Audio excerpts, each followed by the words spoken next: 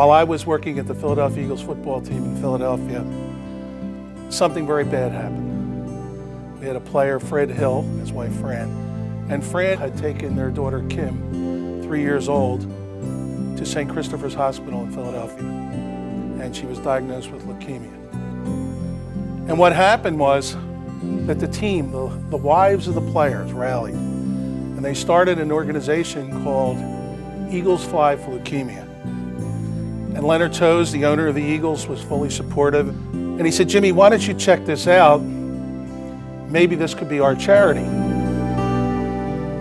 So I went to the source. I went to Kim Hill's doctor. He was a hematologist. I had no idea what that was. He said, there's a woman. Her name's Audrey Evans. She's a world-class oncologist. And I went in, bouncing in my little Irish space, and said, Dr. Evans, Jim Murray, Philadelphia Eagles. And she looked me in the eye and said, what are they? And I said, well, we're the football team. We play at Veterans Stadium. And I said, well, the Eagles would like to get behind you and really do something to make a difference. She said, do you have any idea what happens when I'm in my white smock, I have my stethoscope on, and I have to tell a parent the worst news they could ever hear, that their child has a life-threatening disease? She said, really, they don't even hear me. They don't even hear what I'm saying. And you know what? They come from many distances. We're a national cancer center. Maybe the mom comes and stays with the child for treatment, but usually they want to sleep on the couch beside the child. They don't want to leave. They live out of a vending machine. She said, if we could have a place, and she said like a YMCA. And I think Jimmy was the first who had the concept of a home. He realized this wasn't a unisex Y with a place to stay, but it would be a home. And that concept, I think, has what's carried this program into the future. And at the Eagles at the time, we worked with about 50 companies. And I had done a promotion with McDonald's. I worked with a fellow named Don Tuckerman. And I thought, for some reason, let me call Don Tuckerman at Elkman Advertising, a local agency for McDonald's. And once again, our life changed. I said, Don, what's your next promotion? He said, funny you should ask, Jimmy. He says, Shamrock Shakes, St. Patrick's Day. Well, I was ecstatic.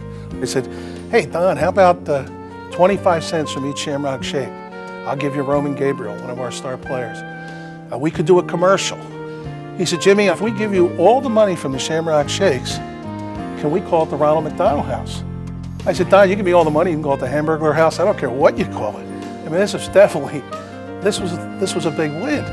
So we found a little house in the University of Penn's campus near the hospital, 4032 Spruce Street, 7 bedrooms. Well, 15 days later, October 15, 1974, Ray Kroc, founder of McDonald's, was there. Mr. Wood, the chairman of the hospital, Leonard Toews, all of our football players, Judy Bloor, the first manager, and most importantly, the 7 families that were going to move in. And we had no idea what we had done or what we had started. And I knew at the time, I said, gee, if there's a need in Philadelphia, then there's a need everywhere else in the world. But I had no idea where it would go. What it does is it really is hope for people in real need.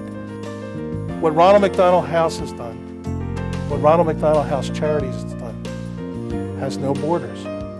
Because as vast as it is, with its millions and billions, it still comes down to one family.